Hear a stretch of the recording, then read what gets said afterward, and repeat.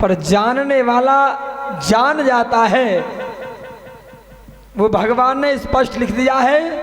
और जानने वाला जान भी जाता है।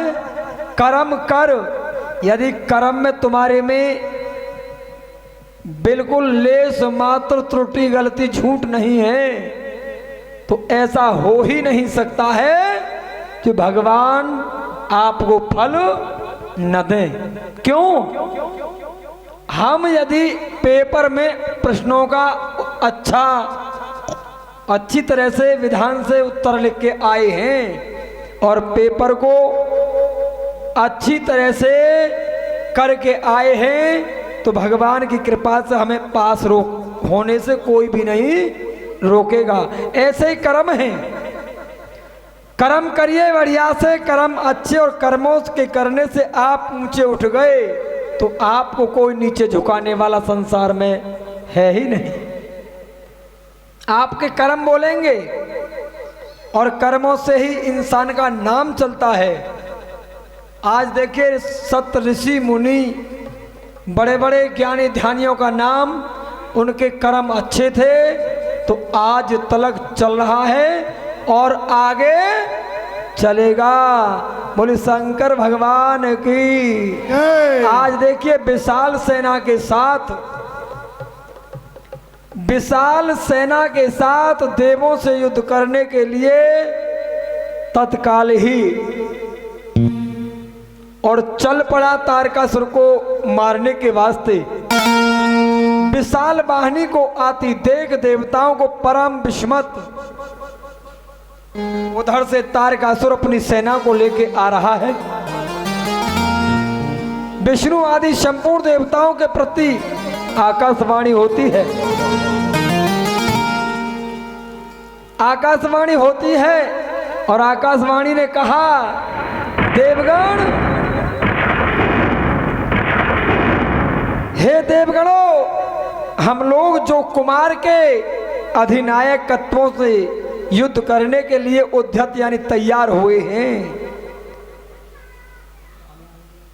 इसमें तुम संग्राम में दैत्यों को जीतकर और अजय होके आओगे, विजयी होगे। आकाशवाणी को सुनकर सभी देवताओं का उत्साह बढ़ गया और सभी देवता प्रसन्न हुए और उनका कर्म करने के लिए, आगे बढ़ने के लिए मन बहुत खुश हुआ। आज सूत जी कहते हैं, युद्ध कामना बलवंती हो उठी। नारद मुनि ने कहा, हे भोलेनाथ, जो पुत्र आपका हो, जिस पुत्र पर आपकी अति कृपा हो, उसे तीनों लोकों में पराजित करने वाला कोई है ही नहीं। नाथ, आपकी लीला अपरंपार है। आज नारद मुनि ने भगवान भोलेनाथ के चरणों में नमन करके कहा कि अब हम चलते हैं और उस महाबली तारकासुर का वध करके अवश्य आएंगे। आज देखिए बहुसंख्यक असुरों से घिरा हुआ वह तारक भी बहुत बड़ी सेना के साथ शीघ्र ही वहां आ गया और आकर के बहुत जोर से उसने अपनी धमकी से संहार का सूत्र जगा दिया।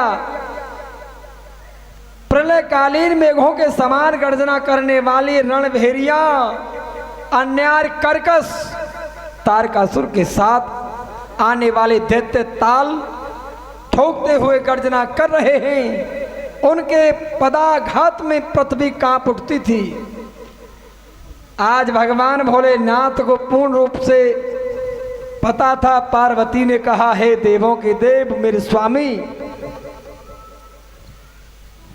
पुत्र तारकासुर का वध करने के लिए गया है और अभी छोटी उम्र है। भगवान भोलेनाथ ने हंस के कहा, देवी, तुम्हारे उस लाडले कुमार का कुछ भी कोई नहीं बिगाड़ेगा, वो विजयी होके आएगा। देवताओं और दैत्यों में बड़ा घमासान युद्ध होने लगा। क्षण भर में सारी रणभूमि में रुंड मुंडों से व्यापत हो गई। दोनों लंग से घमासान युद्ध होने लगा। जब महाबली तारकासुर बहुत बड़ी सेना के साथ देवताओं से युद्ध करने के लिए वेग पूर्वक आगे बढ़ा, उस रण दुर्मद तारक को युद्ध की कामना से आगे बढ़ने देखकर बढ़ते, फिर तो सभी देवताओं में उत्साह बढ़ गया। देवताओं को ऐसा प्रतीत हुआ और कहने लगे, हे कुमार, हमें तो लगता है इस महाबली योद्धा से जीतना संभव नहीं है। कार्तिकेय भगवान ने कहा, तुम चिंता न करो, केवल मेरे पीछे लगे रहो, इसके लिए तो मैं अकेला ही बहुत हूं। देखिए भगवान के असीम कृपा, ऐसी कृपा हुई, युद्ध हुआ बहुत भयंकर। इसी बीच असुरों की सेना रण से विमुख हो भाग चली। जब कार्तिकेय जी ने अपना रूप दिखलाया, सारी सेना की हवा निकलने लगी और सवार हो देवगणों को छोड़ करके तारक की सेना वापस होने लगी और कुछ भागने लगी। वीरभद्र उसके उस कर्म को देखकर प्रथम गणों के साथ महाबली वीरभद्र उसके उस कर्म को देखा, उसका वध करने के लिए अत्यंत कुपित हो उठे। फिर तो उन्होंने भगवान शिव के चरण और कमल का स्मरण करके और भगवान का ध्यान करके ऐसे समझो जैसे एकदम से आकाश में उछल करके पहुंच गए हो, प्रकाशित हो उठे। कार्तिकेय तुरंत ही वीरबाहु द्वारा कहलाकर उस युद्ध को रोक दिया। तब स्वामी को आज्ञा से वीरभद्र उस युद्ध से हट गए। यह देखकर असुर सेनापति महावीर तारक गुस्से में आकर के युद्ध कुशलता नाना प्रकार के अस्त्रों का प्रयोग करने लगा। आज पार्वती ने पूछा, स्वामी काफी समय हो गया, आप मुझे समझाने की कृपा करें, मेरा लाडला युद्ध में गया है। भोलेनाथ ने कहा, चिंता न करो, वो तुम्हारा लाडला है पर मेरा दूसरा रूप है। क्यों? कि मैंने ही तो उसको प्रकट किया है। भगवान भोलेनाथ ने कहा, देवी तुमको तो पता है जब जलंधर मेरे ही तेज से प्रकट हुआ था। कि हाँ स्वामी हुआ तो था, पर मैं उसको क्यों नहीं मार पाया। पार्वती ने कहा, यह भी सत्य बात है आपकी, कि जब मेरे ही अंश से पैदा था और मैं जब उसका वध नहीं कर पाया, किसने किया? तो स्वामी किया तो तुमने ही था, पर सहारा किसका लिया? भगवान विष्णु का। विष्णु का सहारा लिया था जलंधर को मारने के लिए। चिंता न करो, तुम्हारा लाडला अवश्य उस दुष्ट का संहार करके आएगा। आज युद्ध चलने लगा, दोनों तरफ से युद्ध भयंकर हो रहा है। वीरभद्र आगे बढ़े, भगवान भोलेनाथ का स्मरण करके और अर्रा पड़े। वीरभद्र को हाथ पकड़ के कार्तिकेय भगवान ने वापस कर दिया कि तुम्हारे लायक नहीं, इसका संहार मेरे हाथों से होगा। आज देखिए कार्तिकेय भगवान ने अपने धनुष बाण संभाले और कार्तिकेय जी ने एक ही बार में उस दुष्ट का संहार कर दिया। सभी देवता वहां जय जयकार मनाने लगे। आकाश मार्ग से पुष्पों की वर्षा होने लगी। बोलिए महातेजस्वी शंकर भगवान की जय। आज तो जय जयकार होने लगी। पार्वती से कहा भोलेनाथ ने, देवी तुम्हारे उस प्रिय लाडले पुत्र ने उस दुष्ट का संहार कर दिया। कुमार ने अब इस बारे में क्या कहना चाहती हो? आज पार्वती जी मन ही मन में हंसी और बोली, स्वामी बहुत अच्छा किया, तुम्हारी बात कभी मिथ्या हो सकती है। आपने जो भी आज तक बोला है वो सब सत्य ही कहा है।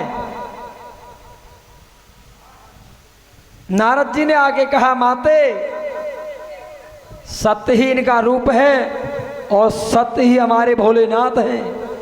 तभी तो कहते हैं सत्य ही एक शिव है और शिव ही एक सत्य है। सत्यम शिवम सुंदरम, इस सत्य ही बहुत सुंदर। आज देवी कुछ ही समय में तुम्हारा कुमार आने वाला है। ब्रह्मा जी कहते हैं, मुनि विष्णु आदि देवताओं ने इस प्रकार कुमार का स्तवन किया, स्वागत किया। प्रभु ने सभी देवों को क्रमश नया नया वर प्रदान किया। स्कंद ने कहा, भूधरो अब सभी पर्वत स्त्रियों पर इस तरह से सभी को भगवान भोलेनाथ ने उत्सुकता दी और सभी को जय जयकार किया, सभी को धन्यवाद किया। ब्रह्मा जी कहते हैं, मुनि सब देवताओं के साथ और विमान पर सवार होकर कुमार कार्तिकेय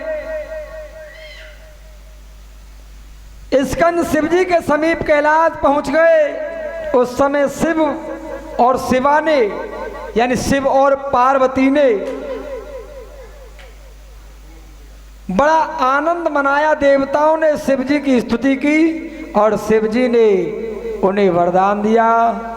अब वरदान देकर विदा किए। उस अवसर पर देवताओं को परम आनंद प्राप्त हुआ। माता पार्वती ने कहा, मेरे लाल तूने हमारा नाम रोशन कर दिया। और मैं तो ये कहती हूँ सभी माताओं के, सभी देवियों के ऐसे ही लाल पैदा हों जो माता पिताओं की नाक को ऊंचा उठाएं, सर को कदाचित नीचा न दिखाएं। बोले शंकर भगवान की जय। आज कुमार कार्तिकेय जी गणों के साथ आनंद पूर्वक उस पर्वत पर निवास करने लगे। इस प्रकार जो शिव भक्ति से ओत प्रोत सुखदायक एवं दिव्य है, आज कुमार का वह सारा चरित्र, हे शौनक जी महाराज, समस्त दुखों को हरने वाला, सभी बीमारियों को, पीड़ा को हरने वाला, ये मैंने शौनक जी महाराज तुम्हें श्रवण करा दिया।